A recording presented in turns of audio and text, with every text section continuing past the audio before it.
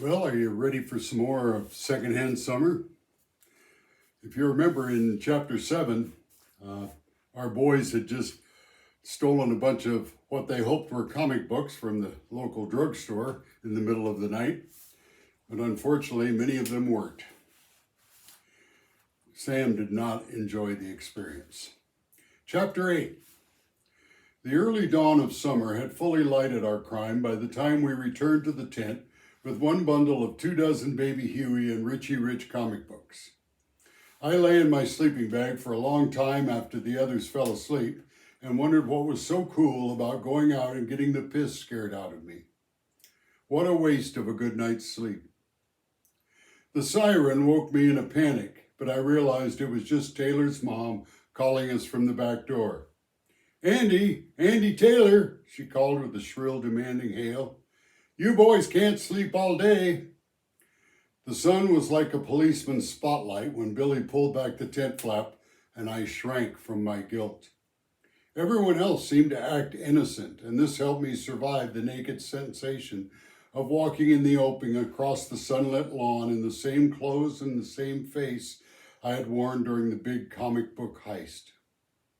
All three of my accomplices were calm and relaxed, but not me. Every neighbor must be looking. Every car that passed must see that we were the ones. Those 4 boys who stole the comics, and even those ladies' magazines too. Taylor's mom made us sandwiches and hovered over the table like a helicopter. No one looked at her face, and we were afraid to look at each other, except Taylor, of course, who kept a steady banter going as if we really were just 4 normal kids and not wanted criminals. Mrs. Taylor smiled sweet as grape jam and asked, So, Samuel, what does your father do? At that moment, I had just taken a bite of Miracle Whip bologna and Wonder Bread, when some special physics occurred when I tried to speak. As soon as I opened my mouth, everything stuck right to my palate. I couldn't even mumble something as simple as, Words wouldn't even form, and my tongue got in the way, so I ended up looking like I was having a spaz attack. I tried to swallow, deep and purposefully. Then, knowing better as I did, I drank, forcing the Kool-Aid in between my crowded tongue and the swelling log of sandwich lodged against my palate. The Kool-Aid was like glue that permanently attached the massive wad of sandwich. Something like Jell-O ran out both sides of my mouth as I gasped for air. Wiping my chin on my sleeve, I was actually thankful for the extra seconds to think. What would I say to Mrs. Taylor? No grown-up had asked me that since things had gone crazy back in March. In fact, I had never met anyone before who didn't already know my parents and my whole life story. Mrs. Taylor handed Taylor another sandwich and took my silence as an invitation to another question. Is your father stationed here at the Air Force Base?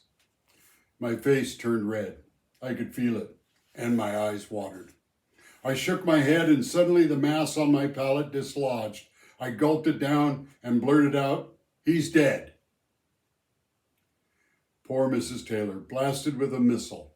She went gray and wiped her face on the apron. Taylor turned to stare, his cheeks full of bologna, while Masick nearly choked on a cookie. Oh, Sam, I am so sorry. I had no idea. She was sorry. I was the one who should be sorry. She hadn't asked to get hit like that when she wasn't looking. If she were a kid, it would be different. Kids don't look that far ahead at something like it would set them back. But for a polite grown-up like Mrs. Taylor, that was kind of a punch in the gut. It's okay, really, I said. And it was. It was the way things were. Dad was dead, and the only time it was hard for me was when Mom got blue or at times like this. Mrs. Taylor collected herself and got nosy. Well, how long? How long has your father been gone? He died last fall. It was a heart attack, I said, before she had time to ask. Oh, your poor mother. I grabbed another sandwich and hoped she'd quit asking questions. I didn't mind thinking about my dad. In fact, I enjoyed it. I just didn't like sharing it with strangers. Taylor broke the spell. Hey, you guys want to go ride bikes or something? We could play combat out in the lot. Yeah, combat, I nearly cheered. I had no idea what combat was, but I was thrilled to leave the questions behind. The lot was the vacant one where the Quonset hut sat, surrounded by a litter of bottles, boxes, sticks, and old fence parts. The grass was high and unkempt, zigzagged with bike paths and dog trails. No one mentioned the heist or the comics we got from it. I'm Sarge, Taylor said. Masick, you're Little John. Billy, you're Doc. Sam, you can be Kirby. Who's Kirby? I hadn't meant to blow my cover. It just came out. The game stopped for a moment. What? Who's Kirby? Where have you been living, under a rock? Don't you watch combat? I've never seen it, I stuttered. We don't have TV in Ninilchik, and we still don't hear. The mouths that dropped open in disbelief told me I had gained, not lost, and they admired me with much sympathy and awe, the kind of awe that's reserved for those who've been released from a Russian salt mine. No TV? Your mom should be arrested. They proceeded to tell me all about the World War II TV show about a platoon of soldiers fighting their way across France. They let me pick my character. Kirby sounded fine. Taylor and I were intensely stalking an imaginary German soldier who had disappeared behind a bundle of fencing when a gaggle of girls wandered into our view. Our machine guns fell silent as lonely soldiers stared from beneath their helmets. The girls walked on, ignoring our haggard faces sticking out of the weeds. Seeing them made me feel silly, playing a kid's game in the grass, and I wanted instead to follow them. Red Fox leader, Masick called from his hiding place. This is Sergeant Sanders. We have orders to follow those spies and find their hideout. As if their mystery required any enhancement, the girls immediately became SS agents, and we became their shadows. Keeping to the dusty potholed alleys, we followed the targets as they roamed into the neighborhood on the bluff above C Street. Our interest ran out when the girls failed to notice us, so we finally gave them up for another trade, a raid on Taylor's fridge, and we huddled on the steps munching cold wieners. Carpenter's dreams, cried Masick, waving a limp wiener down the street toward the girls. Flat as boards. He laughed, but only Taylor joined him. I was getting sick of Masick's mouth. Taylor was staring at the steps between his knees. Why'd you do that, Sam? Do what? You know, how could you say that about your dad to my mom? Well, but he is dead. Yeah, but you don't need to say it that way. Well, what was I supposed to say? Well, you know, those fancy words like passed away or no longer with us. I'll leave him alone, Taylor, said Billy. There was a fresh challenge in his voice, and I admired him. I'm going home, he said. But he didn't leave until he went to the tent and grabbed a pile of comics, stuffed them in his pack with his sleeping bag. I grew sullen and silent. What did Taylor know about people dying? What made that stupid big mouth an expert on post-funeral etiquette? I wanted to tell him so, about how it wasn't easy to say those words, no matter what they were, and that it was me who deserved the sympathy, not other people with their feelings hurt. I could have told him that nosy people like his mom got what they deserved, but I didn't. Sometimes I'm not good at saying what needs to be said, and I guess that's what the argument was about anyway. Not one damn bit of it made my dad any less dead or our home in Ninilchik any closer. I found an excuse to go home myself, and I scuffed along the dusty alleyways, feeling sorry for myself and reviewing the wasted fantasies that I had concocted about life in Anchorage in the big city. I had imagined being on a shiny bike, cruising along the pavement, leading a pack of admiring friends to a baseball game on a real diamond with grass and bases. Then there'd be a trip to the movies with mountains of popcorn and laughs and hamburgers and shakes every day. We'd live on the streets with sidewalks and gutters in a neighborhood with picket fences and lawns starked with croquet sets and second-story windows, and yes, television. The guy next door was my best friend, but not as tall or as fast as I was, and his mom made the best cookies in the world. Back home, I would have been miles from that tiny village we called a town, a homestead slave for the summer, chained to a hoe and a shovel. Maybe fishing with Dad had just been one of my silly dreams too. In the big city now, pretty much on my own, this was supposed to be the summer of all summers. But here I was, walking a dusty gravel street along with my neck full of mosquito bites and two jerks for friends. Even though I sometimes felt like a prisoner here, and I longed for my old Ninilchik place on the bluff where the clothes flapped on the line, and my sister and I fought as we pulled weeds in the garden, and there were no comic books to steal. I imagined how the vegetables would all be planted now, and maybe I'd wander out to the treehouse and put a roof on it. With the sun shining and the chores done, I might find that soft hollow in the woods along the clearing edge and dream up a tale with me as a hero. By the time I reached my street and crossed the gravel parking lot with its potholes still full of old rain, I had transported myself so far that I didn't notice the smell of mold and dank laundry when I clomped up the front steps of the green apartment building and into the musty stairwell that led to our two-bedroom apartment on the second floor. Chapter 9. One Sunday, I leaned out the window and I saw my brother Joe getting out of a brand new 1965 Mustang. "Wow, neat car," I yelled. It seemed to hug the pavement, poised for one command from whoever held the keys my brother jangled before me. Joe had a new apartment and new friends, but most Sundays he came to do his weekly chore of being a son and a big brother. "Where'd you get the money for that?" asked Mother, suspicion dripping from her mouth. She leaned on her kitchen mop and wiped her face with a dish towel. Joe stepped up bravely. "Credit, Mom, credit. I couldn't believe it. I haven't been working that long and they still gave me credit. Come on, take a look." "Can you afford this?" "Sure, I'm making good money." "Your father never bought a car on credit." Joe cowered. I was discovering that evoking the dead was as powerful as a witch's curse. He chatted around as he showed us his new toy.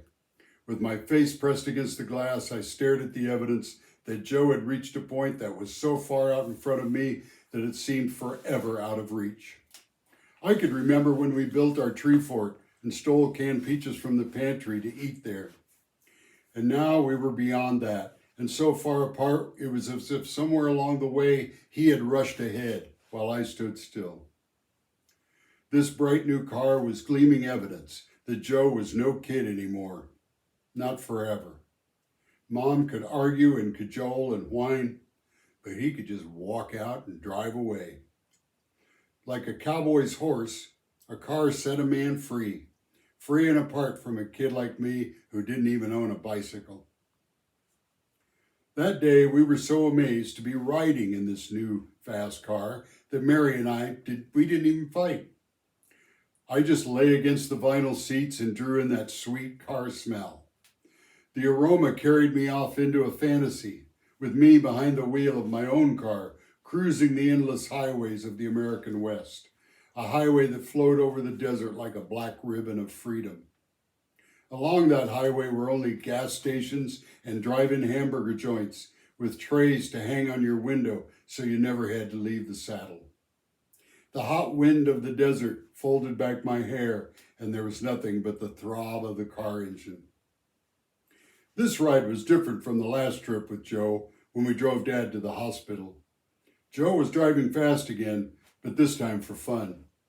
We were out on the Glen Highway, thundering along toward the mountains and away from the city. Each time we passed a car, he downshifted, and the force of the acceleration threw us back in our seats. He wanted us to feel the power, to experience how totally he could reach beyond what tethered us to him. And I could.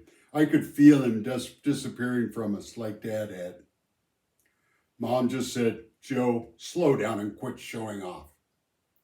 He drove home immediately and let us off at the curb without coming in to eat. He just rumbled away with all the people staring at him from the sidewalk. That afternoon, Mom must have felt my misery, for she took me to a secondhand store to find a bike. The shop was located between a pawn shop and a laundromat. There were bars on the windows and broken washers and lawnmowers out front. "So, you want a bike, huh?" The owner was a fat and buck-toothed man with his lunch on his shirt. "Come on out back, kid." He patted me on the shoulder, and I didn't want to go anywhere with him. But Mom pushed me along, and we followed the shuffling form past the mounds of musty books and old clothes, past a mountain of mildewed army uniforms, and through a rattling steel door. Only one bike had both wheels on it, and he pulled it proudly from its rest against the building wall. The bike was big, full-size with fat tires like tractor tires. The fenders were gone, fleeing perhaps in shame. And worst of all, the bicycle worked. I'd have to say yes. I'd have to tell Mom it was great. When I returned from my test ride around the tiny parking lot, Mom was closing her purse and the man had a $10 bill in his fat fingers. He handed me a new seat that was part of the deal.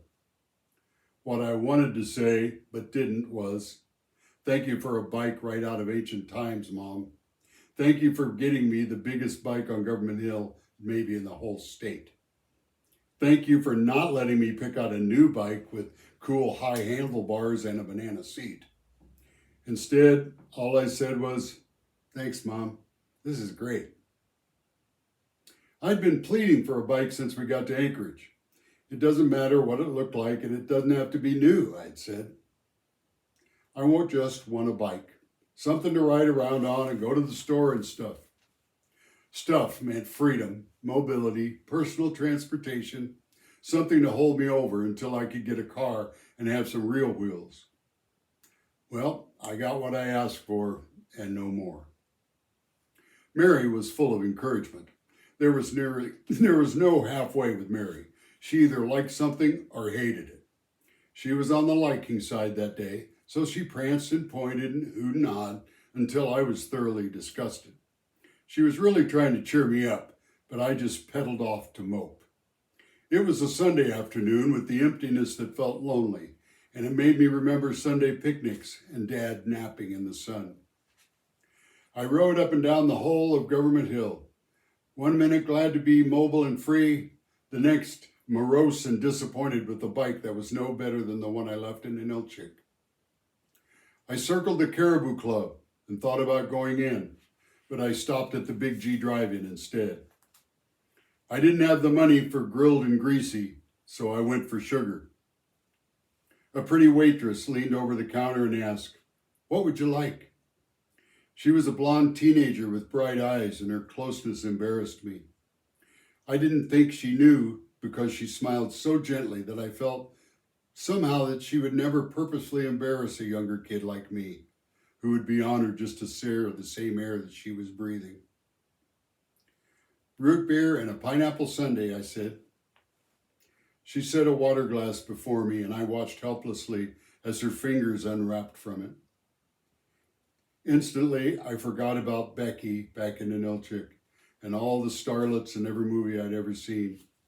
I had only started noticing girls' bodies a few months ago, but hers seemed to be shaped more perfectly than any I'd ever seen. The waitress uniform fit her like an evening gown, and her legs reached down from the short hem like sculptured ivory. I stared at the hands that poured the root beer and the shoulders that tensed as she dug out the ice cream from the big tub. Her bottom showed round against the skirt as she arched upward to reach for the pineapple topping. "Do you always have that?" she asked, placing the root beer and sundae before me. "Yep, always.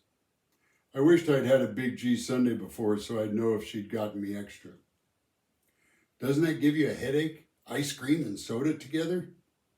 What was this? Was she having a real conversation with me? The queen speaking to the pauper? I studied her mouth as she made words. I glanced at her eyes that promised never to be cruel. A man came to the walk-up window, and I wanted to kill him for interrupting us. But then I thanked him in my mind for letting me see her move. A ballerina in tennis shoes, making milkshakes, her blonde ponytail bouncing in counter rhythm with her hips. And she didn't ask the person at the window if that's what he always ordered. And when she came back along the counter, I read her name tag, Shirley. Like a novice swimmer, I tested new water. Shirley, I said, tasting the magic of the name. Can I have another glass of water? Yes, sir, coming right up, she answered with a grin. I owned the sky. My, you do eat slowly, she said when she brought me another glass of water. I nodded and regretfully swallowed the last bit of ice cream. I left a little in the bottom of my root beer glass so I wouldn't make disgusting gurgling noises with the straw. Shirley was, I decided, an even better heroine for my fantasies than Vivien Leigh, the movie star. Now she was gone, forgotten like an old shoe. I walked out of the Big G drive-in, heedless of nothing else but Shirley. Becky was history, just like Vivien Leigh. No other woman had ever lived who could compare. The rusty, out-of-date bicycle was forgotten, and I rode home on a cloud of wonder. I was still in a great mood 2 days later when I saw my friends for the first time since the great comic book caper. They were sitting on the curb beside the Texaco station, sucking exhaust as they ogled the passing cars. Nothing quite excited our minds like the raucous power of the internal combustion engine. Even a lawnmower could, for half an hour at least, be more exciting and inspiring than a girl in cut-off jeans.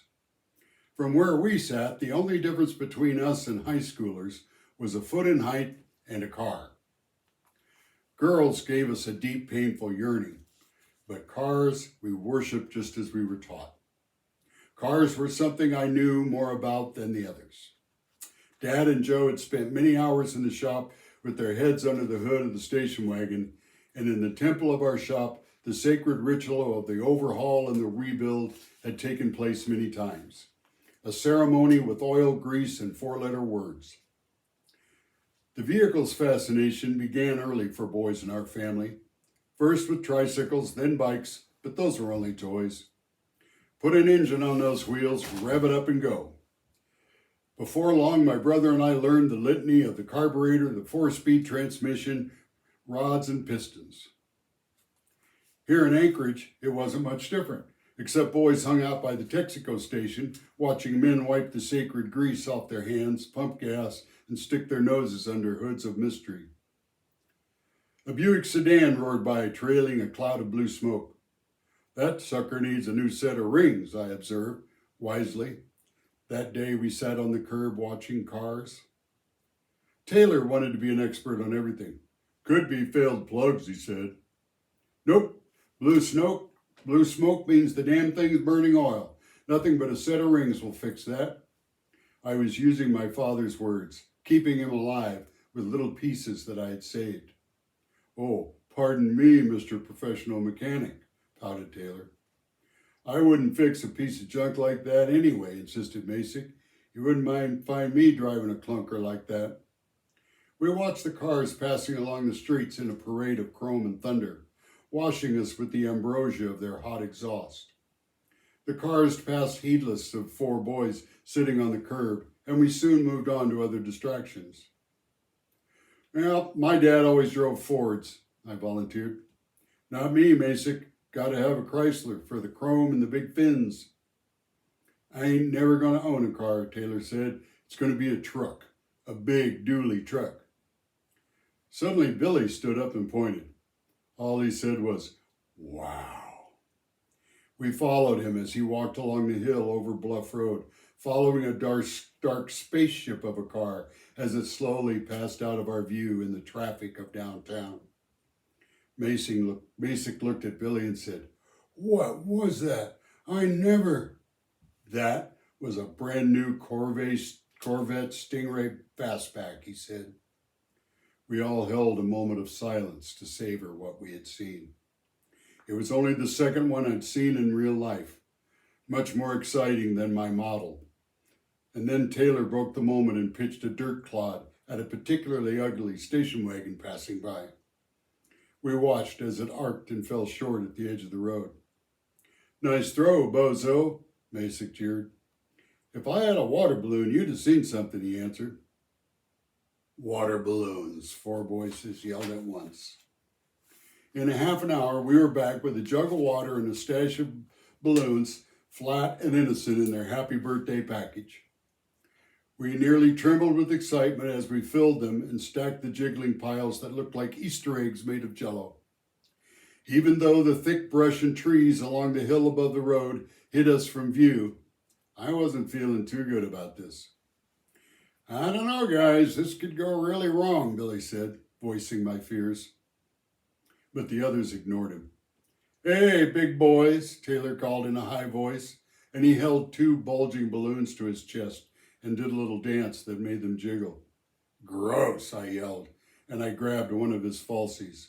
The balloon exploded and showered both of us with water. Okay, you jerk, that does it. And Taylor pitched his remaining balloon at me, but missed by a mile. Don't waste ammo, Billy ordered. It's D-Day. And he pointed downhill to the line of cars. Taylor, seeming devoid of fear, broke our deadlock by rushing to the edge of the bluff and hurling his water grenades in one swift volley.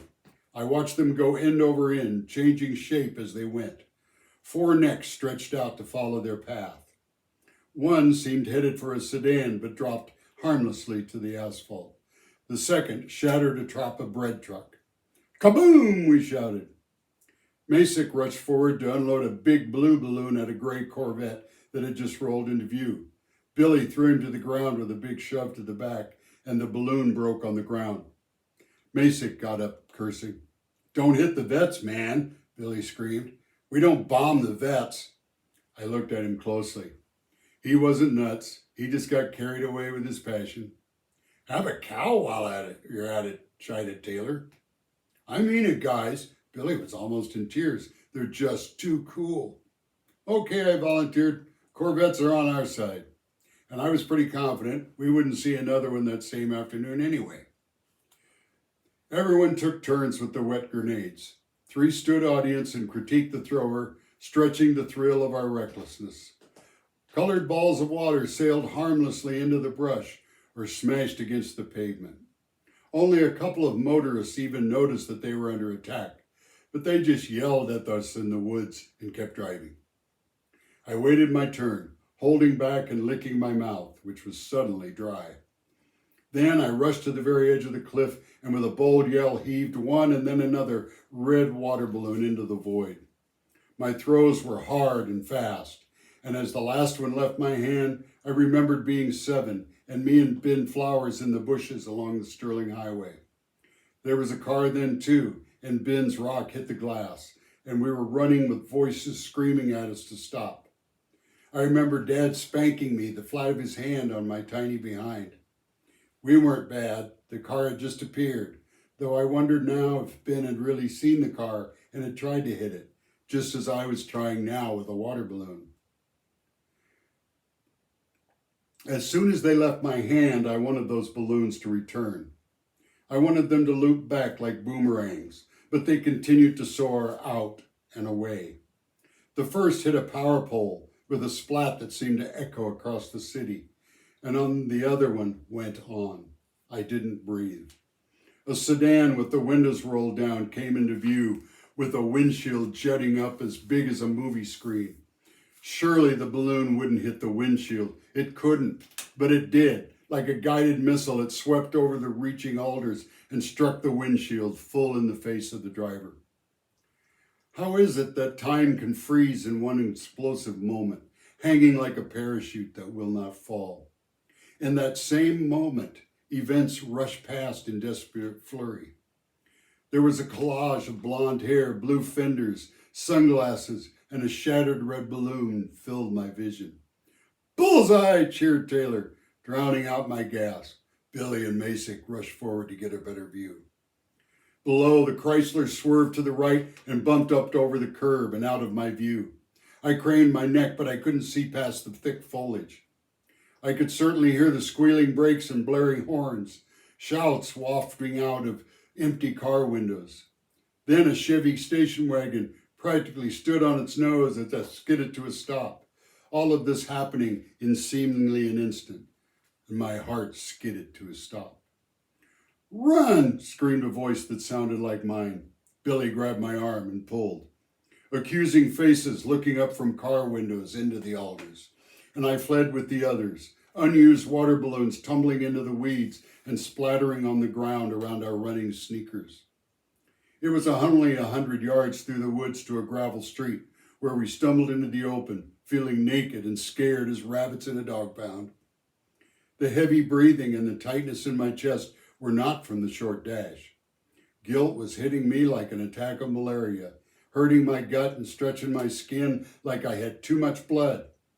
I rubbed the back of my aching neck with a cold hand, and I looked at my accomplices. They too looked at the ground, not at me or each other, choking on the fear and the guilt that made us suddenly strangers. Taylor stood with what looked like wide-eyed excitement and near joy. I could see that he alone was enjoying this moment. Then we continued our escape, through the back alleys and vacant lots to the side of the hill where the path cut through the fireweed and down the steep gully to our first hangout. Masick broke the silence with a gasp. "Fingerprints," he whispered.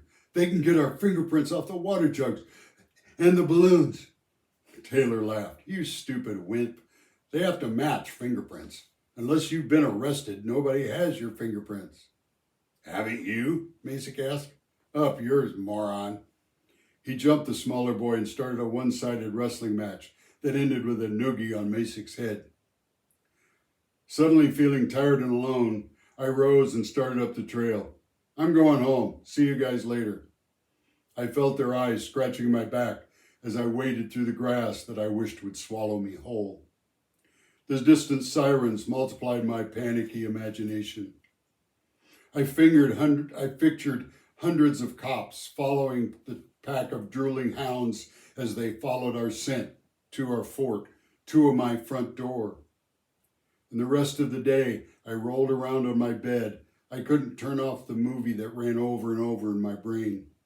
The oblong balloon lofting over the alders and smashing into the windshield of that Chrysler car, exploding water, screeching brakes.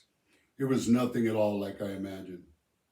I had pictured nice soft water balloons tumbling out of the air and dropping on the front of cars or plopping on their hoods with a splash and a laugh. But instead, I had this. I was sick and couldn't sleep, thinking of maybe that guy in the Chrysler was hurt. I buried my head in my pillow. I couldn't believe Taylor didn't care. I'd heard him laughing as we ran. Masick and Billy, home safe, they were probably laughing too. Why couldn't I laugh about it? I hated my stupid fear and my guilt and my pessimism that couldn't conceive of anything but the worst for Sma Barger. We'll be back soon with Chapter 10 as we find out more about Sma Barger's adventures in the big city and see if he can find a better way to be than hanging out with Taylor and Masick. Thank you.